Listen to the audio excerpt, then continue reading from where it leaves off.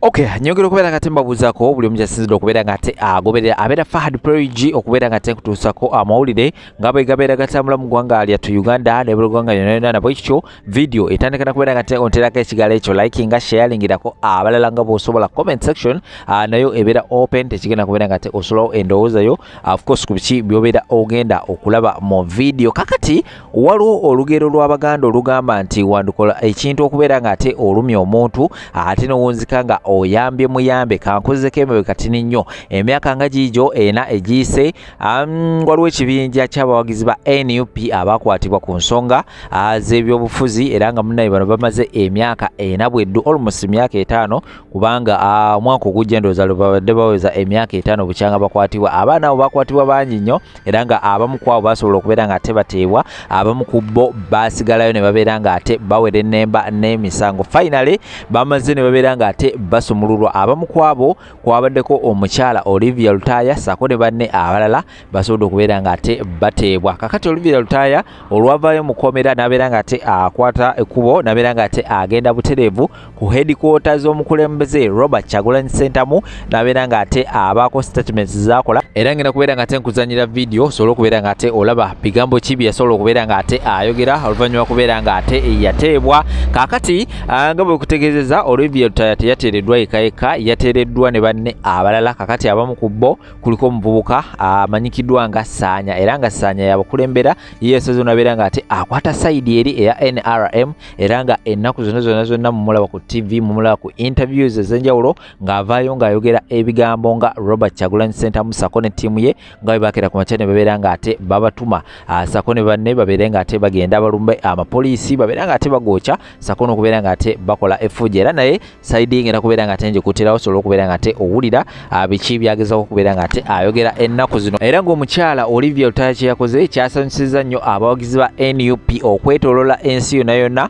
Kino nno kyaviiriddeko omukulembeze Robert Kyagulanyi Ssentamu okubeera nga ate agenda ku mikutu gye egya social media n'abako obubaka bw'ateekayo ng'ageza okubeera nga ate amupraisinga nti newakubadde yayita mu bintu bingi nnyo gw'omanyi okubeera nga ate omaze emyaka 4 mu kkomera almost emyaka 5 ekisanja kiramba naye n'obeera nga ate ovaayo mu kkomera ate n'obeera nga ate okyali ku mazima. So kino nno kyasanyudde nnyo Robert Kyagulanyi Ssentamu era n'abeera nga ate ateekawo awo engeri ya fundraisation oba okubeera nga ate bamusondera ssente abeere nga ate atandikawo obulamu obupya era nga munnaye yateekayo n'ennamba z'essimu awo ng'asaaga naye muganda wange wenjogerera ssaawa eno obulamu bwa Olivia Lutaya bwo bwamaze dde okubeera nga ate bukyusibwa. Wenjogerera ssaawa eno okusinziira ku ssente abantu ze basindise ku nnamba z'essimu ezo okubeera nga ate bayamba omukyala ono Olivia Lutaya essente ezo zisukka mu kawumbi kalamba ak'e Uganda. Ate n'ekirala kyennyongedde okubeera nga ate mpulira waliwo ne bankuba kyeyo bali abaloodi abakolamu akasente abatayagala kubeera nga ate bavaayo mu kamera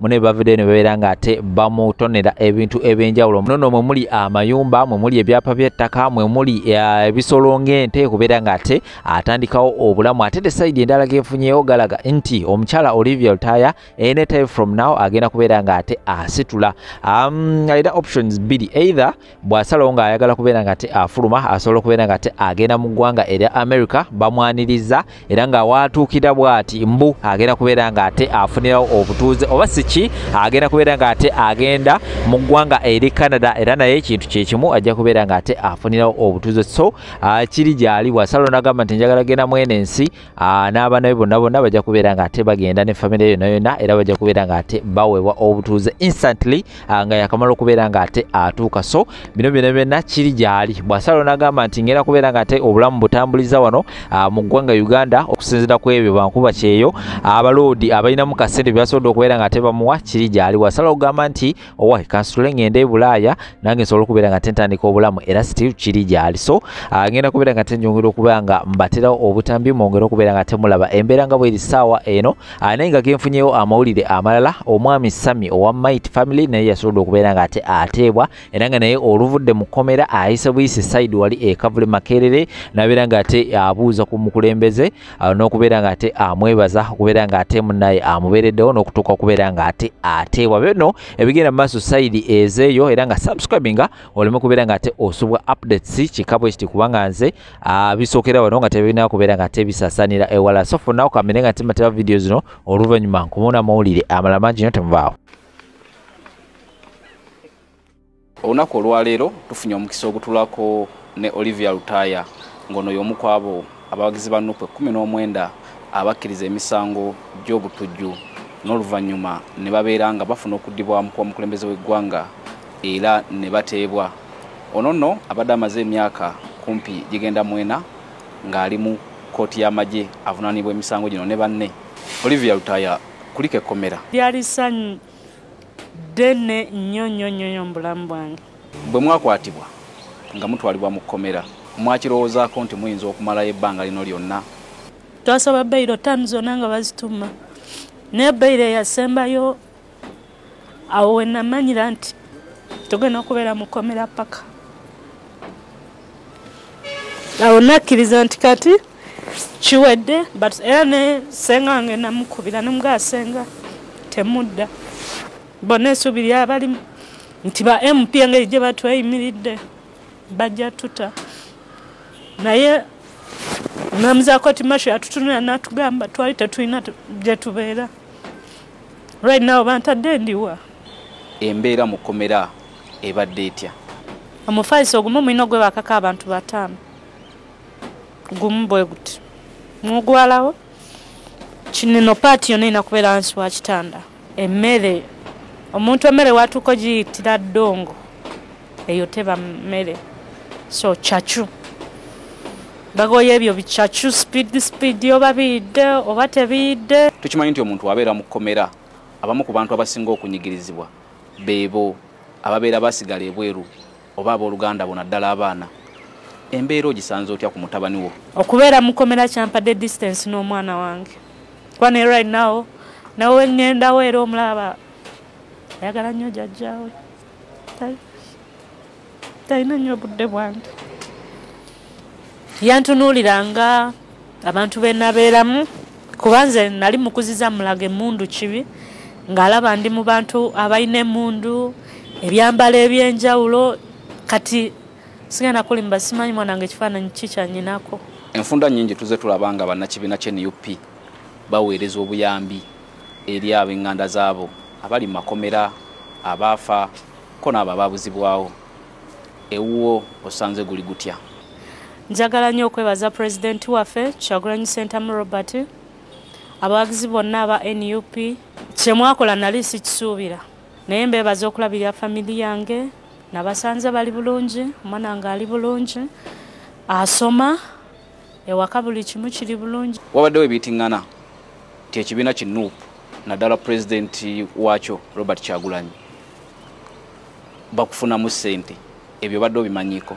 Bwe mba nzijjukira bulungi nga seerabidde namusanga ayina amaka emagere ge nalabanga mbifaananyi n'engeegomba, yalina beach, yali muyimbi. Subira kuba namusanga ayina ssente ze. Siringiza mu sowaani ya bosi wange nze.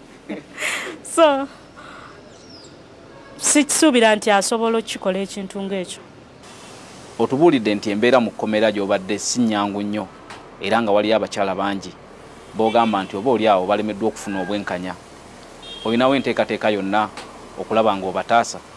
Badde ngenda saba Pulezidenti waffe banyambe nsooke nsinkaneko akulira ekitongole ky'abalooya. Waliwo kkooti ezisinga nga tezikola, abakyala amaze ku limandi emyaka 7, myaka 6. Ne kkooti ezimu obusibe bwe ziwa abakyala. Uganda tetulina bantu basobola kunoonyereza bulungi. Kuba abakyala abasinga, example egenda kuba yaffe.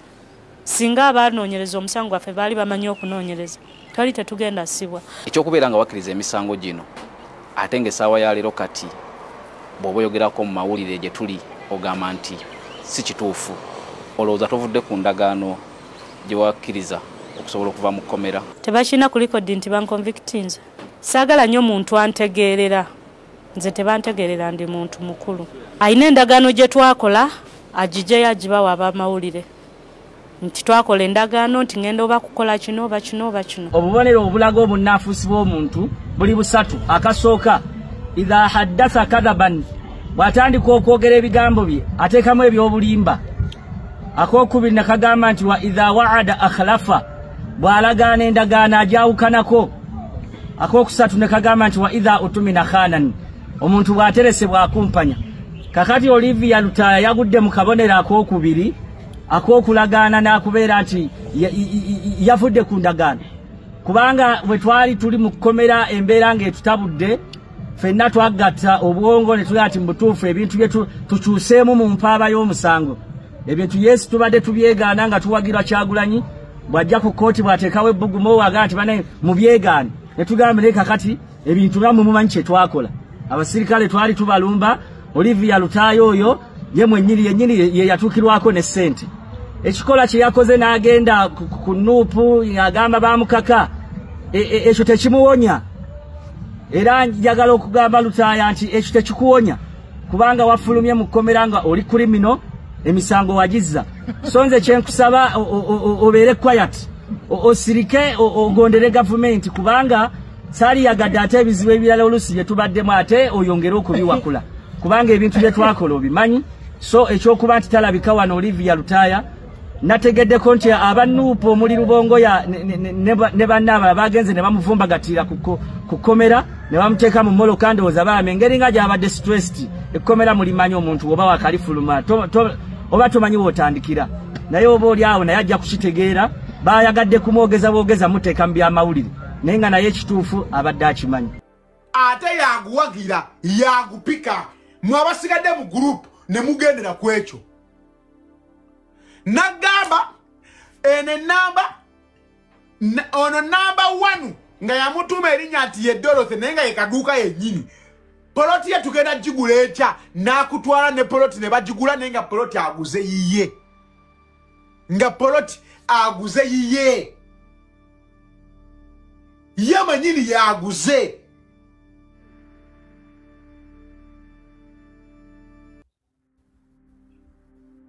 okitegedde kyekugamba ne bakuba ebifaananyi ne bakulaga kati mwabali munda mu gurupu abalala ne mutandika okuyima naye ng'amazima gwe muyimirako yeye mwennyini n'akulaga kati asobola okugamba nti kale namba 1 ye gundi namba gundi ye gundi nga zonna ennamba ze yateekawo ennamba 15 zonna waliwo baddeko mu kibiina nga mu kibiina olimu emirundi 3 byanamu ebitategera bulungi bye Kadamu waliwo baddeko mu kibiina kya bino ebyabakazi basonasona mutwalo nga mu kibiina olimu emirundi 3 kati atikaduuka abadde ne zi WhatsApp group basondera ssente naye ng'alinamu ennamba nga 10 n'ezo nga zonna ye omuntu omu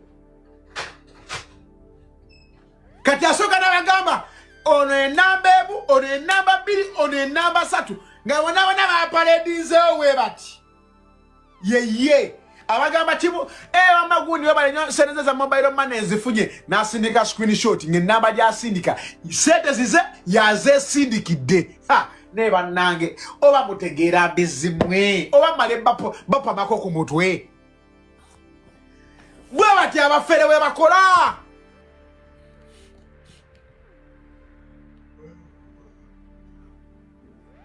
bannange kanfuneyo Kadamu omwambulire Kadamu omwasindike request ambulire oba kyemunnyonnyola akitegedde ndagalayo Kadamu omwambulire oba kyemunnyonnyola akitegedde anti kaduuka kyakola afuna bakadama 20 n'abakolera WhatsApp group n'abagamba tugenda kusoda sente bweziti n'akwata ennamba 15 nengeze ennamba zonna zize essimu abeera naze wakaawe kati ezo ennamba zibeera mu group nga ziri active ziteesa okufa nga ziwaana nti kaduuka okufa naye ng'amazima yeye mwennyini n'asooka n'akulaga nti ono bannange mwenna batana bakusindikamu abamanyi kuba ono yezza amaze okuzimba naye nga gwagamba amuwadde yeye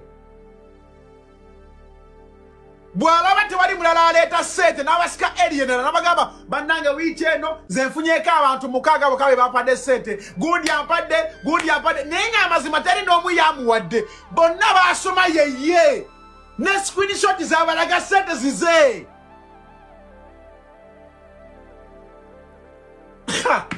bannange abafere b'e Kampala kamunyiigeze kambuusa abantu anti kaduuka ayinza okuba badde ng'agenda n'akola akayumba nagamba kano ka mwana ali Saudi bamuyita Mase bichi nakulaga screenshot nakulaga message nengo yo Mase gwakulaga ye Mase kati nakulaga ya obuduka mukaga nakulaga newe butuse nga bugenda bukulakulana nengo obuduka bwakulaga bubwe kati abo bakadama balabweje bujane mubukira nakulaga ati ngenze waliwo mukazi aliyeyo Jidda yansinigire sene mugulie ploti ndi bano ne chairman tugenda mugulie ploti bane chairman muwandike musaininge muteke konti masaguze muteke ko stamp byone nga ploti zagula zize ye sindikide sente ye ali mukugula kati we kadama musiru gwe banya mutwe yajirako B no sindika sente andikaduka nange yenguliza agenda kukuba ku mutwe because oli mwenyini gwakulaga ye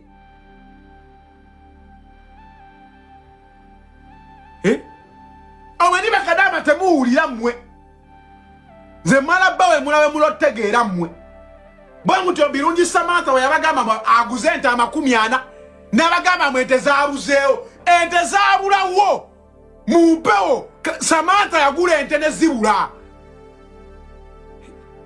naye amazima ente gyotasobola nakukusa mu mmotoka nti emmotoka ente tugiyingize mu Subaru ente 40 zaabula naye temuwulira mbizzi mmwe temuwulira muve ku bantu bemwesiga ku social media abantu mula ku social media sibe bo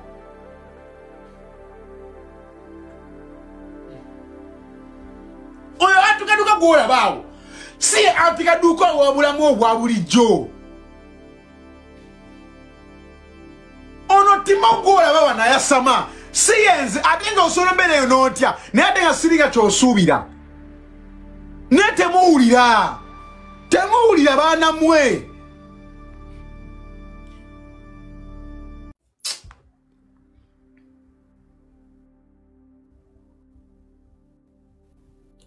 kampiteyo kadamu omwambuulire oba byenjogedde abitegedde wamma nnyabo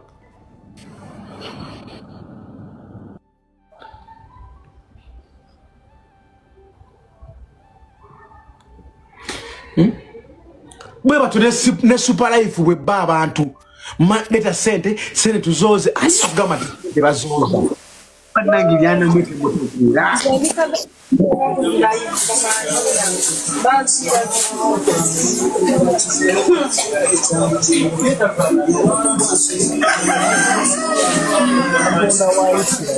oli weye wali enkoko oli de enkoko ezikoko limakoka mwakazukuka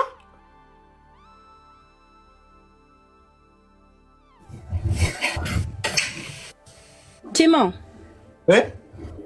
Jebaleko sebo. Nawe jebaleko. Timo laba bana olaba zenna sister wange kadama. Yajja ayima mbu angenda bantu kaduka byakola biri ne mugamba hold on no mani ya chamuka bubi. Nentega antikaduka. Yandaga abantu.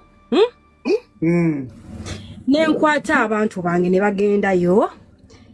Nemugamba okay we are going to pay choka namana kwa ettaka lyerimu naliweza sister wange kitegeza if I had paid for that port ye sister ngine yendebedera ngamanyo ya mugamba mbutwali nomu yali agirambuddeko yes people have been warning like they have been warning those people banange mulekerao olaba bana abantu bakola bitimu timu mami timu banange we are living fake life tuli nze Timo nkumanyi because nalimba deko nawa ku fazi something na ye abantu we are living fake life. Stop trusting people with your money bananga sente ziruma. Sister wange yachamuka newe namugambe ebyo yadduka 10 nenga ali amagenda na wayo sentembo agenda saba na kusindika next day ne mugambo obadde ki tezikulumo zimpenziriye nze nywemu biano ready antabula omutwe amabayi Timo wange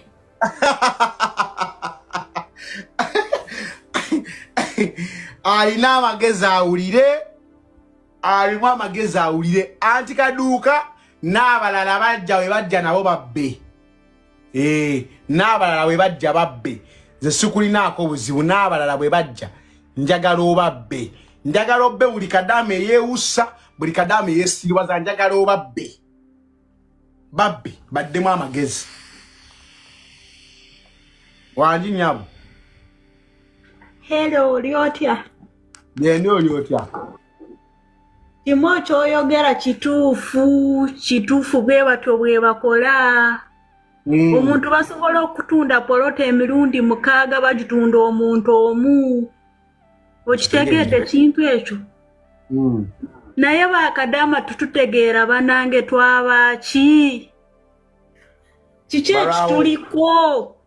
Barawo bazina nze nabagamba kadama teweebowa baba wabakuwaayo kasente muweeko